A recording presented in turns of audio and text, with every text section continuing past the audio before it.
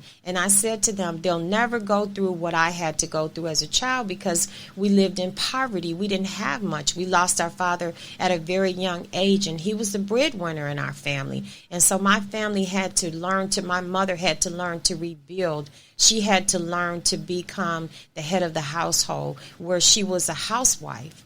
And so we had to grow up in poverty. And in my lineage, and I wanted to change this in my lineage, and I wanted to be the driving force in my journey, and I wanted to create a legacy of removing poverty from my bloodline. That is my motivational factor. Growing up without the necessities every child should have because our father died. But that's another story, because I'm not a victim, I'm a survivor. And that's what you are too. You are not a victim, you are a survivor. There's a big difference, because a survivor is either sink or swim. And when you get to that point, you learn to swim. You learn to create balance in your life. And it's about learning to swim, learning to tread water, learning to stay afloat, learning to do the things that you have to do to become whole in your success process. And that's not forgetting. And the biggest part of that is not forgetting about you. You're building this brick by brick, but in the process, you're going to continue to nurture who you are as a human being. You are not a robot. You are not a machine. You are a human being, and you will continue to act as such. And that's what you have to tell yourself. Step by step, relationships are built like a brick and mortar buildings, brick by brick, person by person, relationship by relationship, whether that relationship is personal or whether it's business.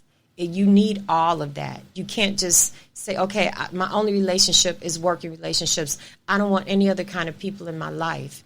Then you're going to have a problem, because you're going to burn out. And when you need people to talk to, you're not going to have that group. It cannot be about business. Now it's time to move to self-love and successful women or men. Okay, so let's start with our tips. First, number one, you got to love your me time. Remove work and figure out what makes you happy and what does not.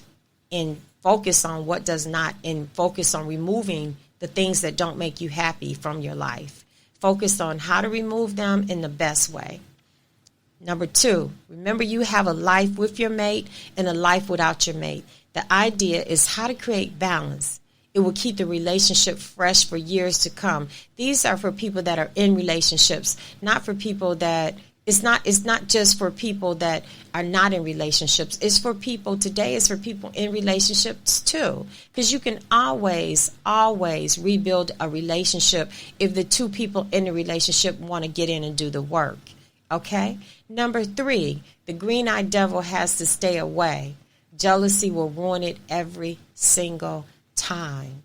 When I say the green-eyed jealous, the green-eyed devil, that means accusing people. That means tearing people down just so that you can stay secure and feel secure. And if you do it at home, you'll do it at work. You'll become jealous of other people's success at work. You'll become jealous of other people's success in business, and you'll start to destroy them. And that's the road to self-sabotage, because in the end, all roads are gonna lead back to you. If you do wrong, wrong will follow you. I don't care who you are and what you're doing in life. It may take 25, 30 years for it to catch up to you. There's people that have committed crimes. 25 years later, they were caught. They were caught because they didn't have the technology yesterday that they have today. So remember, if you do wrong, wrong will follow you. So if the green-eyed devil is controlling you, you need to check that. You need to figure out how to get that out of you in the fastest way possible, because that will end you. That will ruin you. That will ruin any relationship you have. Business, personal, it will. Trust me. Number 4, toxic relationships. And now this is a big one. I really had to think about it. Toxic people tend to target powerful people. Toxic people, they are dream stealers. When you stop dreaming, you stop doing. And that's something that you should really take this part to heart, because success is a never-ending story. And it was never, ever, never meant to feel comfortable. Toxic people feast on people until you have nothing left to give, until you are empty, emotionally or financially. Always remember that. You have people that just set out to target successful people. It's okay to want to be in a relationship with someone that's successful, but it should be naturally. You shouldn't wake up and say, I'm going to marry a basketball player. I'm going to marry a football player. I'm going to marry somebody on Wall Street, or pick up a magazine and start stalking someone and say, this person right here I'm going to marry. Because why? You're after their money. You're after their standing in the community. You're not after just really loving that person. And that's what successful people have to remember.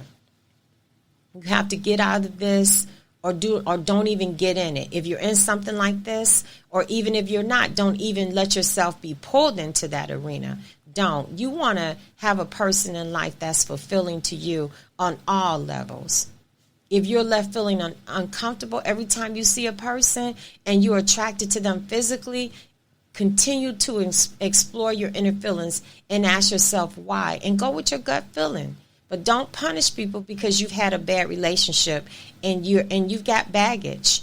And next thing you know, your baggage gets heavier and heavier until you can't even pick the bag up anymore in the suitcase, because you never emptied it. You never got rid of the old baggage. Drop the emotional baggage. Seek help. If the problem is bigger than you, there's nothing wrong with needing and seeking professional help. But keep toxic people away from you, and maybe you won't have to deal with the baggage. Just think about that. If a person comes to you and you don't feel comfortable, and that person, every time you're forcing yourself to go on a date and you have this funny feeling every time, that person is not for you, and you got to move away. You got to. And another thing about that, many successful people are blinded by sex. You cannot save the world, but you are definitely in control of your life. Stop dragging in wounded birds and trying to fix someone who doesn't want to come full circle and meet you halfway. You shouldn't be in the bed with people just for sex. I mean, we're all human beings. Sometimes you may be attracted to someone, but if you're making a habit of jumping in and jumping out of bed with people for sex with no real true meaning, you're going to burn out. You're not going to really have the fulfillment that a human being was meant to have in life. You're not going to have that. What you're going to do is have empty encounters. And next thing you know, people are getting in your bed, getting out your bed. You don't even remember half the people's names because you have no real value. It's fun at first, and then it gets to be demeaning to you as a human being. So too much of anything is not good, and that's why you have to have balance. And so you can't run and just give yourself to people and have no real value and expect to be successful. It doesn't work like that, because you're going to be lacking somewhere, and it may be in your professional life that you're trying so hard to build, and that's not what you want. You have to compromise. Another thing too, number 6, if you have to compromise and sacrifice your belief system to be with someone, you need to take a closer look at yourself and ask yourself why. It's okay to date casually until you find the right one. Let's get real. You better get a collection or something to pleasure yourself instead of just giving yourself away. You had better find some kind of way to release this energy in a positive way rather than destroying yourself as a person, and then you begin to plant seeds of doubt in your ecosystem as a human being. And that's the last thing that you need to be doing, because then after that comes self-loathing. And then after self-loathing comes destruction. So instead of you playing with it and fooling with it, don't even deal with it. Don't even let that come into your life. That shouldn't even be anything that you value in your ecosystem as a human being. You've got to break the habit of self-sabotaging relationships. So don't do that. Stop self-sabotaging yourself and get into a deeper meaning of loving yourself. It's not always have to be wrapped up in sex with someone and it's not even meaningful. And what would even happen if when you met the right person and you had all these empty encounters and then you ended up with a disease you couldn't get rid of? Then what would you do? And then you met the most beautiful person in the world and it was the person for you. That person made it all make sense. But then you've destroyed yourself. So before you get to this, don't even play with it. Don't. Next thing, credit score is important. You want the person you're looking for to have it all. When you have nothing to bring to the table, you want them to have an 800 credit score and you have a 500. If you want to build together, bring something to the table. Oh, yes, you definitely need to be bringing something to the table, but you don't need to be the only one. Okay. And you don't need to, some people go through problems. Some things happen. We're living in a pandemic. So things happen. So don't judge too harshly, but look at if a person tells you, okay, I went through this and so this is not the best for me, we can be understanding about that. But then look around at their life, and if everything is out of order and in disarray, then that's the way that person is. They're just out of order, and they haven't found a way to bring everything back into order. But there's another side to it. You can always help a person through as long as you're not giving too much of yourself. They'll say, have you heard the saying that behind every good woman, there's a good man, and behind every good man, there's a good woman. Okay? But make sure your good woman or good person is someone that's willing to build with you and won't leave it all up to you, where you're the only one carrying the weight. That's the key. Make sure that the person that you choose for your life to build with is not making it as if you're the one carrying all the weight. Can I get an amen on that one? For real. Yes. So now that we got the applause on that one out the way, let's go to our next one.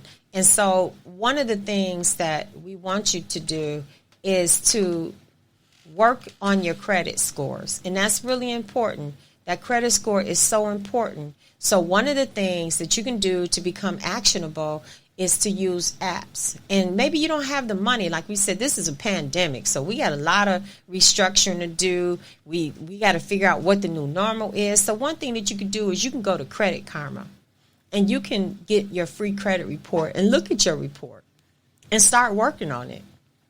And look at what you want to accomplish for the future with a solid credit profile by building one. You can always build, but you have to wake up and decide that you want to. And you have to make sure that this is necessary, that you recognize that this is a necessary step for you to be successful. Because what happens when you're trying to literally close a deal and you don't have the working capital, and the next thing you know, you go to the bank and they say, well, we can't lend you any money. You've got the contract, but your credit history is so reckless that we don't feel that we can give you this. But on the other hand, look at it like this. You've been working on your credit. You've been working hard. You've been using Credit Karma. Every day you wake up, you look at your credit, and you're building. And then next thing you know, you get a credit score. You at 700, 750, 800. And then you've been building. And then a contract drops in your hand, in your lap, and you need working capital. You go to the bank and they say, wow, this person's responsible, and we want to help them build. We want to help them become part of their financial network because this person is building and we want in. Then next thing you know, the banks want to be your partner. You're building solid relationships. And that's why I told you about relationships. Building your relationships is very important. So keep that in mind. We'll talk about that. We'll go deeper in that maybe on another one.